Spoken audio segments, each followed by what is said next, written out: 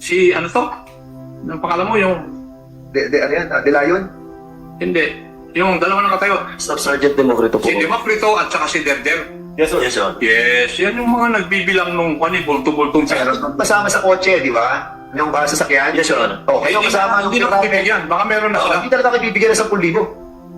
Oo. Kasi kayo ang kasama na nag-deliver ng, ng 27 million from 1811 papunta ng Espacia or SPD. SPD, yes, sir. O, di ba? Tama? SPD sa sabihin nyo, di ba? Oo. Kayo yung sino nag-driver? Sino driver? Either. Yan. Kaya hindi kayo nakatanggap. Kasi kayo nag-drive, kayo may hawak ng 27 million, bakit pa kayo bibigyan? Correct? Yes, sir. Checkmate. Uli. Umamin na kayo. Congressman Busita. Thank you, Mr. Chair. Okay, you take your seat. Thank you, sir. Mr. Chair, pwede bang malaman sino yung present custodian ng 27 million and 4.6 million pesos? Custodian ng Yung pera. 27 million na po, Your Honor. Sino ang custodian? Ngayon, nasan yung pera? Sa ngayon po, before po, pinatransfer po pinaalis po sa akin yung custody, pinatransfer po kay Sir Guevara. Pero yung pera, pagkakalam ko po is pinabantayan na po sa DMFB ng district na nakalagay po doon sa vault, doon sa dati naming office sa DSOI po. So ngayon po, wala na po akong idea kung nasa na po yung pera na nakalagay po sa Sinong nag-turnover? From sa akin po, pinaturn over po sa akin under the name of Police Lieutenant Colonel Guevara po. Mr. Chair, Colonel Guevara, Yes, Mr. Chair. saan mo turnover yung 27 million pesos? The custodian, initially, Mr. Chair, Sergeant Democrito, it was then turned over to me late September, but it was only one day since I was, after he turned over the custody based on the instruction of our former district director to turn over in my name, I was relieved and assigned to headquarters in CRPU, Mr. Chair. That is why it only lasts for a day. Then after my relief, it was known to me that the custody it was turned over in the DMFD in the Hindi, district. from Police Staff Sergeant Democrito, tinurnover sa'yo, tama? Yes, sir. I was relieved on the following day. So, sino nag-turnover sa custodian ngayon? I give the instruction to the duty guard kasi dinutyan po yun, sir, during the time. So sabi ko I was already in my in this district, so it was then turned over to the DMFD, Mr. Chair. Police Staff Sergeant Democrito. Yes, Your Honor. Nung i-turnover mo kay Colonel Guevara yung 27 million pesos, saan nakalagay? Sa plastic bag, sa box, carton? Naka-box po yan, Your Honor. Okay. Colonel Guevara, tama ba? Naka-box, Mr. Chair, at sealed in the vault, Mr. Chair. Yes, Your Honor. Saan nakalagay?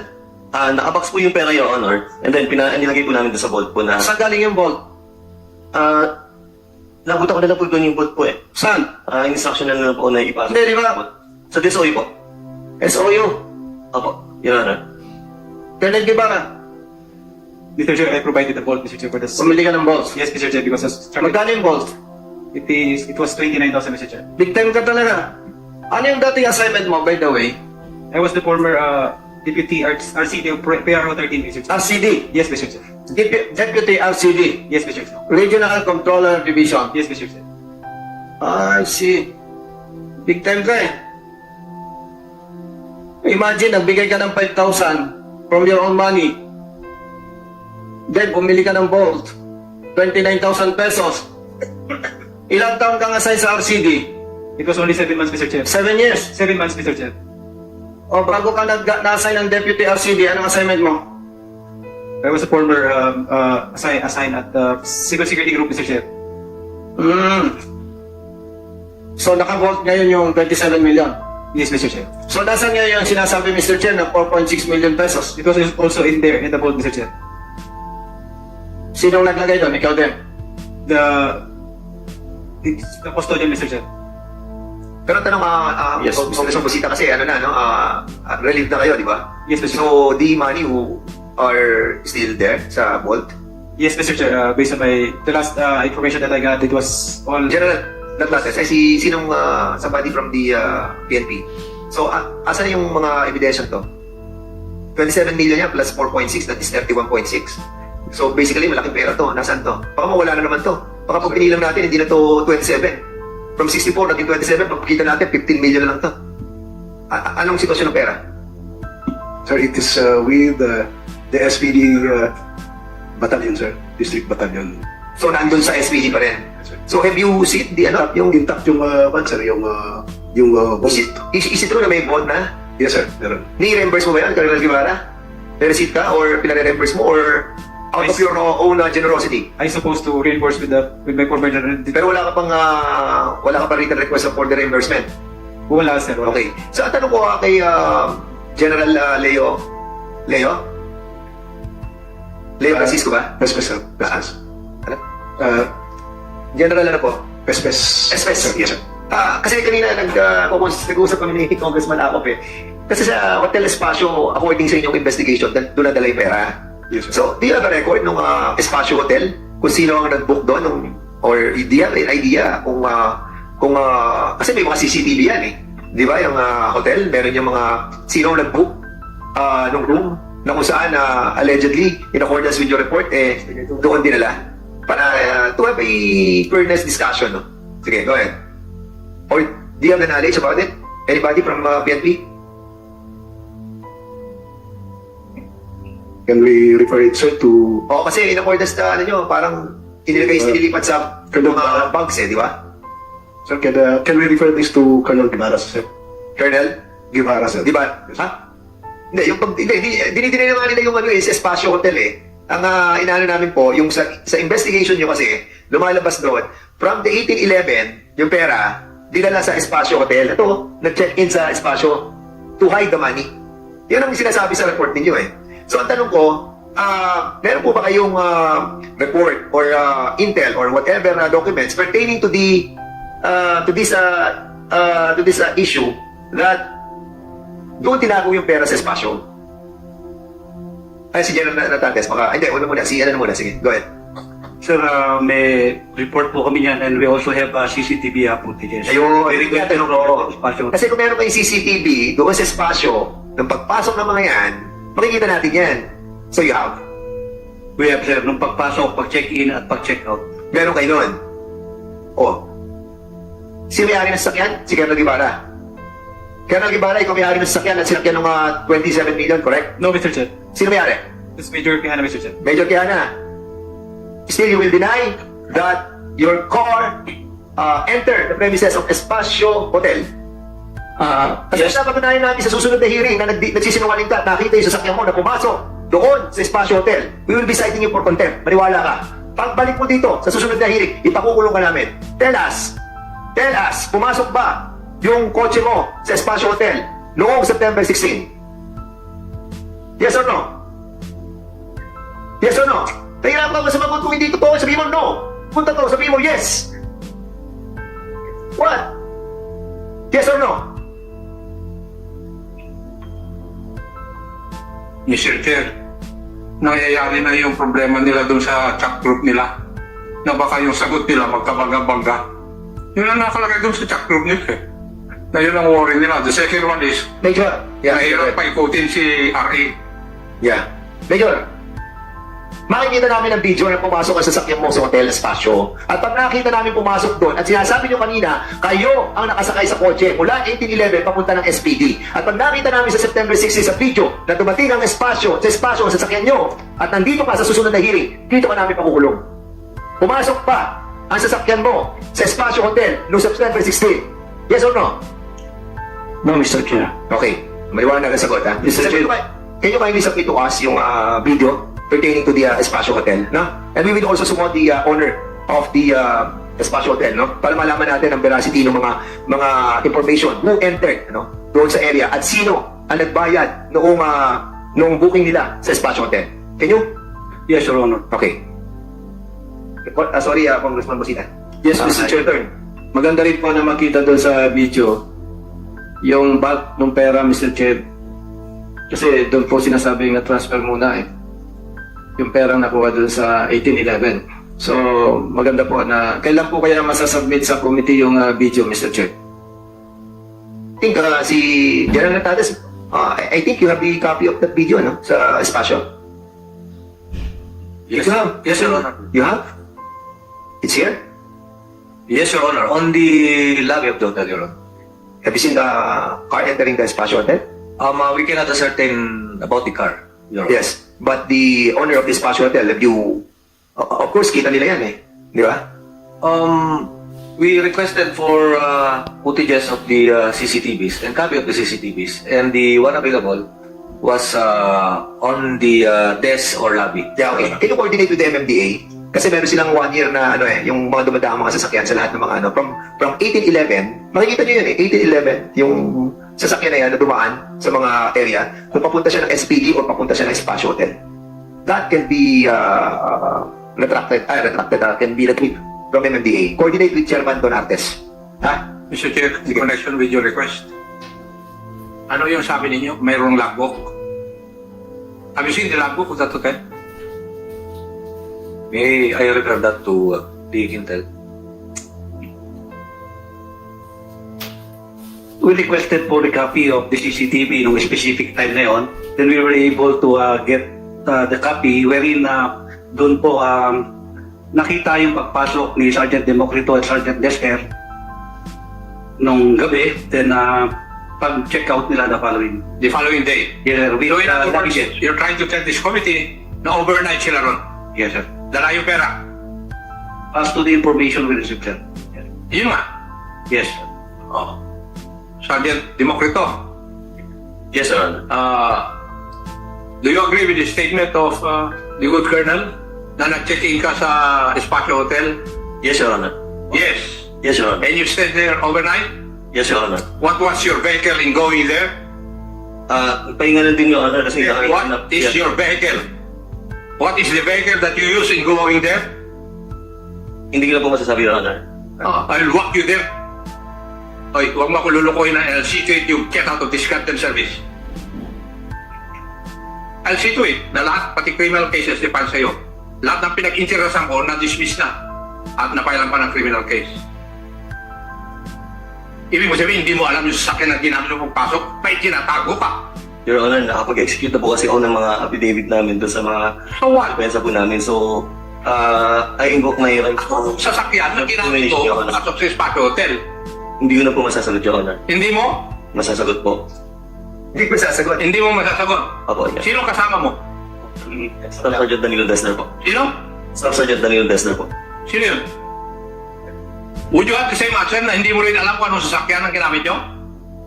I cannot recall, Your Honor. You cannot recall. Sige, your day will come. But Congressman, ako I'd just like to remind you that these people, no? Ano pangalan ng salita? Ikaw? Staff Sergeant Democrito po, Your Honor. Democrito, saka yung driver, ano pangalan? Listen, kayong dalawa ang kasama doon sa pinaglagyan ng pera. Di ba? Sila nga At kaya nagbilong. yung masasagot yung mga katanungan ni Congressman Acop dahil yun ang ginagamit yung sasakyan. Yung sasakyan ni Tihana. Di ba? Kaya yun yung masagot kasi yun ang totoo eh. Ha? Pinatatagal nyo, they're just prolonging the agony. But at the end of the day, magkakaproblema kayo at magkakaroon kayo talaga ng kaso at makukulong kayo. Maniwala kayo sa amin. Mr. Chair, Sige, Congressman Busita. baka si Staff Sergeant Democrito and Sergeant Dexter, baka gusto niyo yung bigyan namin ka ng second chance. Anong sasakyan ginamit niyo? Anong sasakyan ginamit niyo? Yun na po maalala, Your Honor. Sergeant Dexter.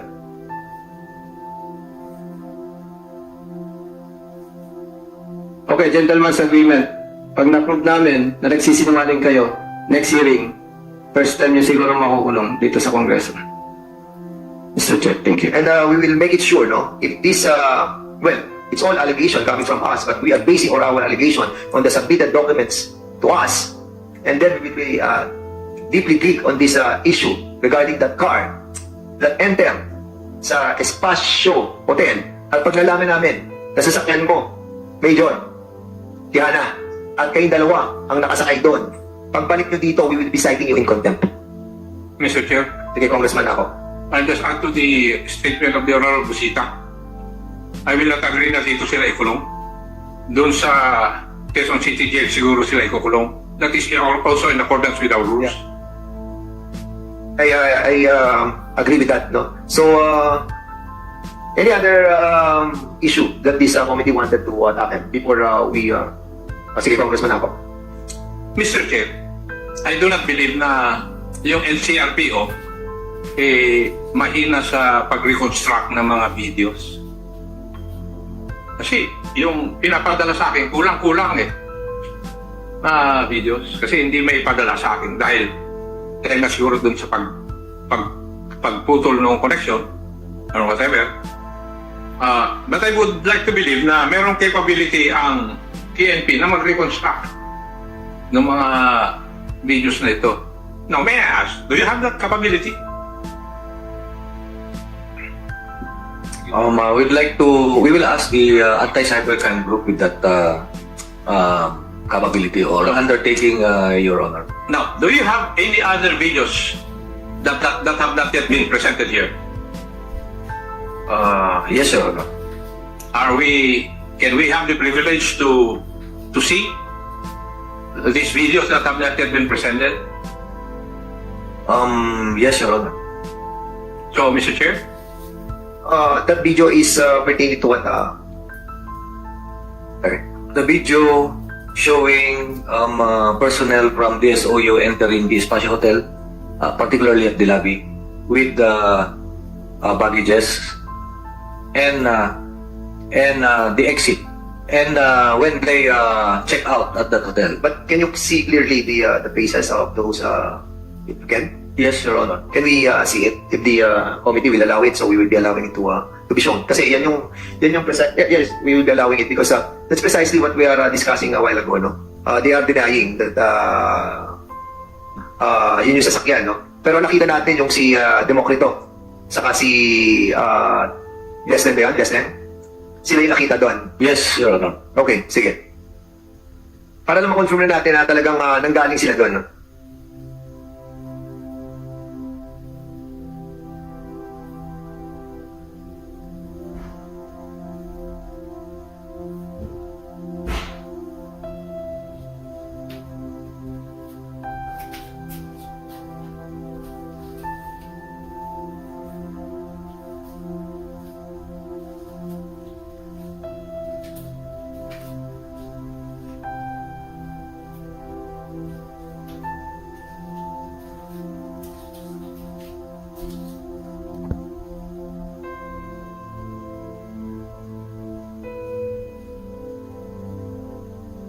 Baka kailangan ng narration. Sino mag-narrate? Sir, with your permit.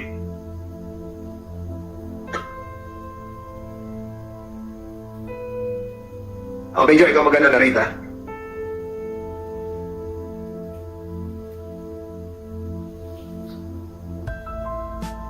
Yes, sir. Good afternoon po. I am Police Major Jeff Delantes, the Chief Counterintelligence Section of NCRPO.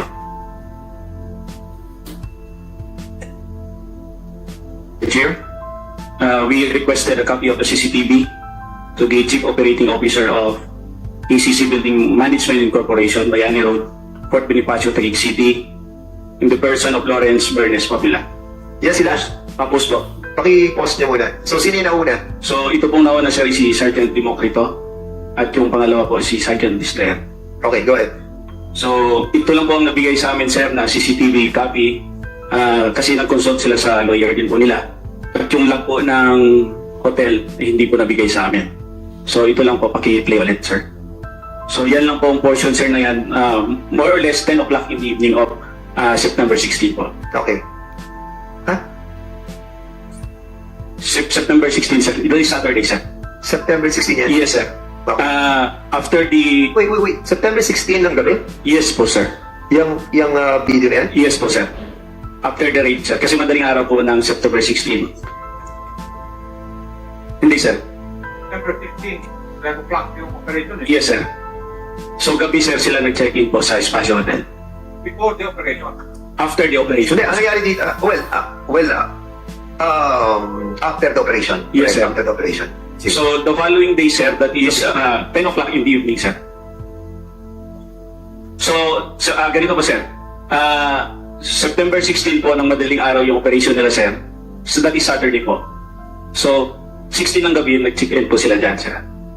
So, ito sir, itong next video na ito, kinat na lang po namin ito. This is the following day, that is Sunday, September 17 ng gabi po. Yes, sir, nag-check out na po sila dyan. Check out na yan, ng 17. Yes po, sir. So, yung 16 yung kanina. Yung kanina po, sir. 16 ang gabi yun. Doon Yes, sila sir. nag-check-in. Yes, sir. Okay, sige. Go ahead. So, this video, sir, is on September 17, that is Sunday evening. Almost 10 o'clock po. Yes, sir. Ang unang-una po, sir, nakita natin nung pagpasok nila yung, aside dun, sir, sa mga suot nila, yung mga bitbit po nila, sir, is halos pareho lang. And according to our validation, sir, itong mga laman nitong mga attache case na to or the baggages is yung pera po. According to, sir, sa mga revelations po of the other members of the operating team that executed affidavit para mapaliwanag agad, sir, ang investigation natin. Okay. Congressman ako. Sige.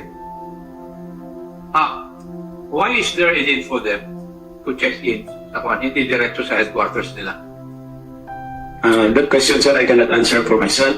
But based on, sir, sa validation, sir, ng mga reports na dumadating sa amin, mayroon pong nagutos na hindi mo na iligay yung pera diretso sa DSOE office.